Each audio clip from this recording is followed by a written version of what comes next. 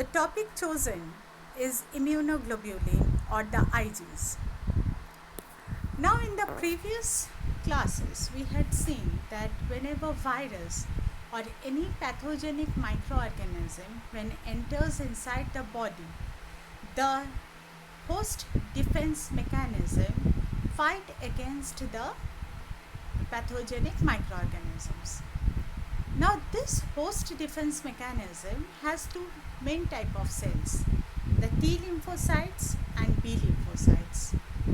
When we consider the B lymphocyte, we talk about the immunoglobulins, also called the antibodies, and they are the glycoproteins which are produced by plasma cell.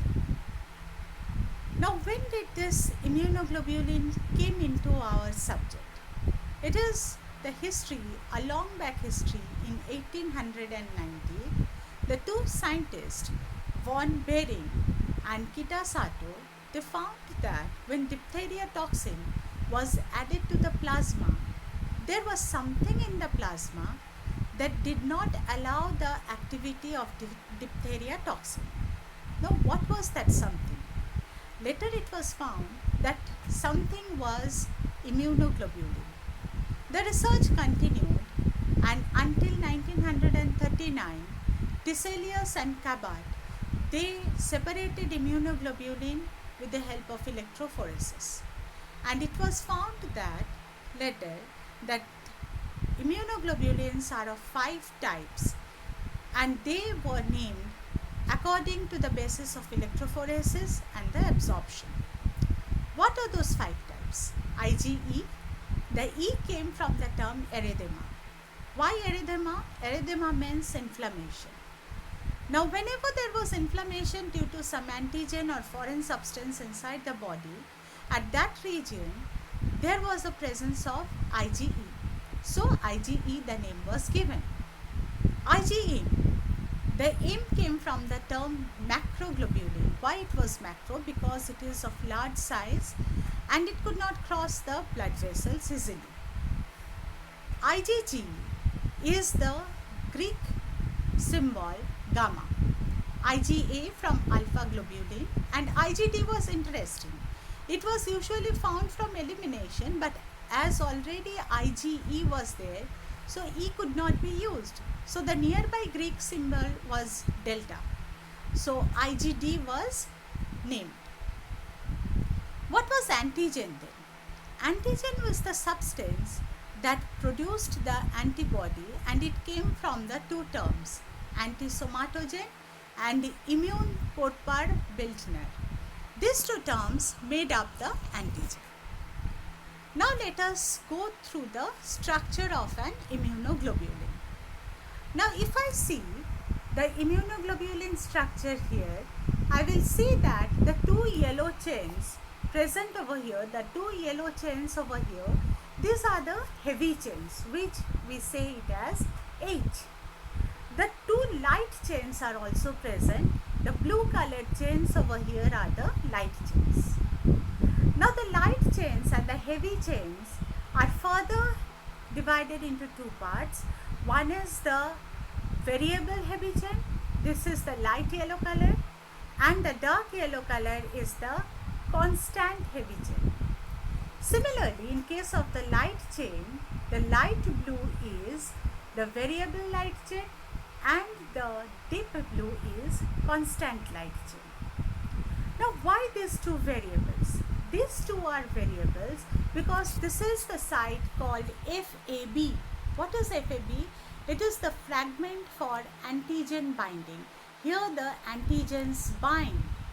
And what is FC? This is the constant chain. The FC is fragment crystallization. So this entire structure makes up the immunoglobulin. Now how do these two heavy chains bound to each other? The two heavy chains are bound by the disulfide bond. The heavy chain and the light chains are also bound by the disulfide bond. Okay. Coming to the next topic, that when we study about the structure of immunoglobulin, we should take some terms into consideration. What are they? Paratope. What is paratope? It is the site on the immunoglobulin where the antigen binds. Let us see what is paratope. If I see this structure, now this is the site. Which one is the site? The two variable heavy chain and the variable light chains. These are the sites over here. These two are the paratopes where the antigen binds. The next term that we find is epitope. The binding site of an antigen to antibody. That means what? We have one antigen and that antigen have specific receptors on them. Suppose it is a parasite, it is a pathogenic microorganism. That microorganism has specific receptors. Those specific receptors bind to specific site on the antibody, and this specific site of the antigens are called the epitope. The two heavy chains are of 5 types, that is gamma, alpha, mu, delta, epsilon. Depending upon the amino acids that are present, they have been classified into 5 types. The two light chains are the kappa and the delta. Similarly, the kappa and delta, they contain the amino acids. Now, the heavy chain, the constant domain, is usually divided into 3 domains or 4 domains. In case of IgG, IgA and IgD, the 3 domains are CH1, CH2 and CH3. And in case of IgM and IgE, the 4 domains are CH1, CH2, CH3 and CH4. Okay, if we check into the structure of this antibody, let us see what are these domains. Now, if I go into the domains, I will see that here the CH1 is present. That means in the FAB region, the CH1, whether in all 5 types of antibodies it is present. The CH2, 3 and 4 is divided into the constant region of the heavy chain, that is in the FC part.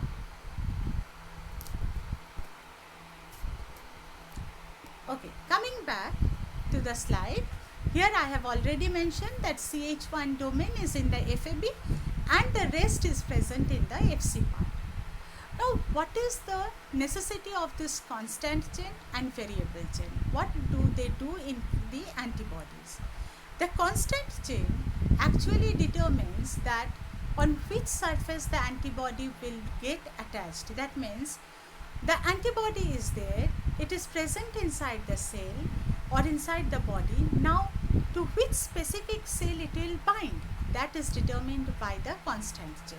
For example, I have said that if we consider immunoglobulin E, the constant chain of immunoglobulin E determines that it should remain bound to the mast cell or the basophil. Then what is the function of variable chains? Now, variable chains determine that to a particular antibody, which specific antigen will bind. That means there are different types of viruses. For example, a question comes that how can one antibody bind to one virus, or how can one antibody bind to a particular type of virus? Here the answer is, that is the variable chain of a particular antibody will determine that which antibody will bind to which type of antigen. Now coming to the different types of immunoglobulins. The first immunoglobulin considered is IgG, because it is in large amount, about 80% is present inside the body, which can easily pass through the blood vessels and placenta. And the humoral immunity or the B cell immunity is usually found by the IgG. The heavy chain has the gamma type of chain is observed in IgG. It is a single unit. I will just show you the structure. See, this is the IgG, which is a single unit. Next is IgA. The heavy chain is alpha. It is dimer but a single unit. and two molecules of immunoglobulin are bound by the J chain, and they are usually found in the mucus and the secretion. Secretion means in the tears, in the sweat, in the means breast milk. All these secretions have the immunoglobulin A. Now I will show you the structure once more over here. See, this is IgA. The two units are there which is bound by the J chain. The next is IgM or the macroglobulin. It is of very large size. The heavy chain is mu type and it is pentamer, that is 5 polypeptides are joined by the J chain. And what is its function? It is the first antibody that is expressed during the immune development, or whenever the B cell activation starts, the IgM is the first immunoglobulin that is produced, and it is highly active against the virus. Now when I say it is a pentamer, coming back to the structure, this is the pentamer structure, that is 5 units are attached with the J chain.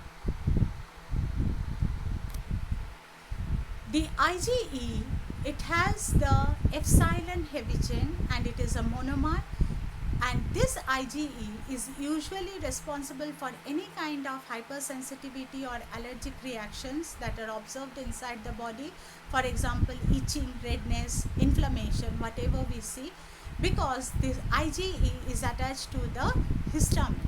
And whenever an allergen or suppose an antigen enters, it will get activated, histamine is released, and there will be the reactions or the hypersensitivity reactions.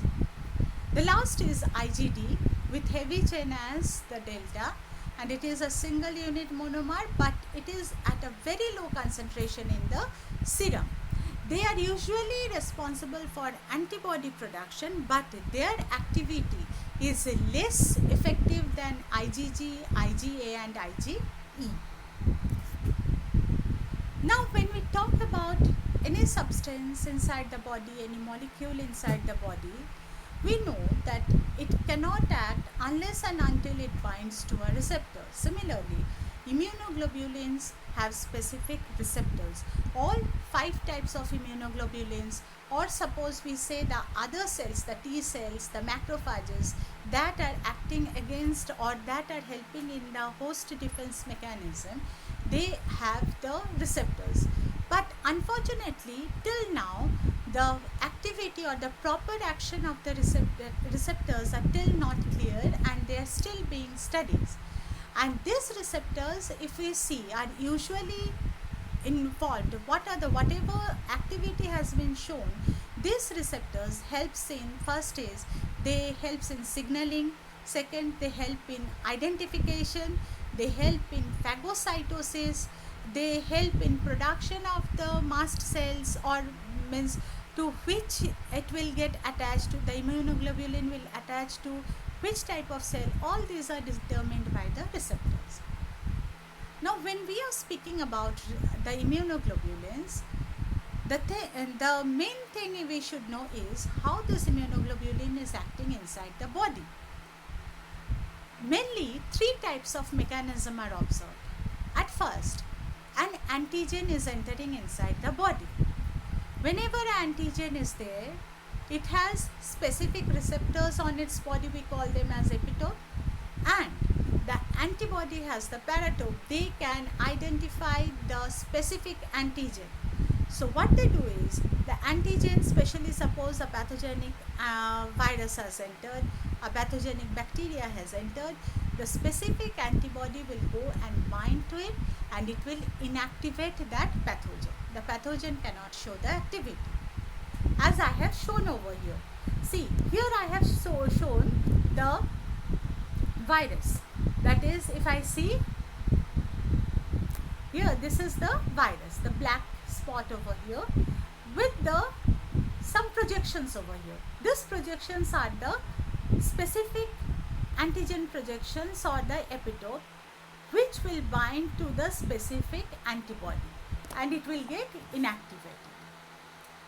The second step, what happens is, When a virus or a pathogenic bacteria enters a cell, it infects a cell. That cell becomes infected. Whenever a cell gets infected, it gives or it shows the MHC class 1 proteins. What are these? Major histocompatibility class 1 proteins. Now this major histocompatibility class 1 protein, they are usually found in the infected cell, and we can differentiate an infected cell from a normal healthy cell. Now whenever this MHC class 1 receptor is over here, what happens? The antigen that is infecting a cell comes and binds to this MHC. Now this is an infected cell. Whenever a body has an infected cell, the body defense mechanism, that is cytotoxic T cell or the other T lymphocytes, the WBCs, the neutrophil macrophages start activating. They come near to the infected cell to destroy that infected cell. And when an antibody is bound to such type of cell, this antibody, they identify the antigen that is getting attached over here. What they do is, this antigen attaches to MHC class 1.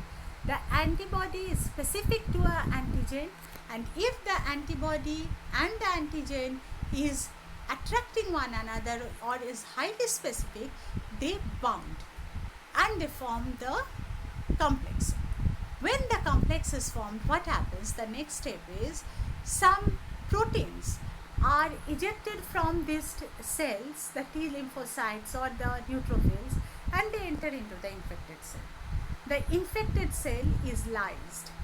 After the lysis, the granules that remain, they are taken up by the macrophages.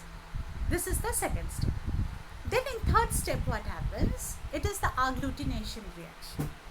In agglutination reaction, what happens? In first case, we had seen that complex are being formed.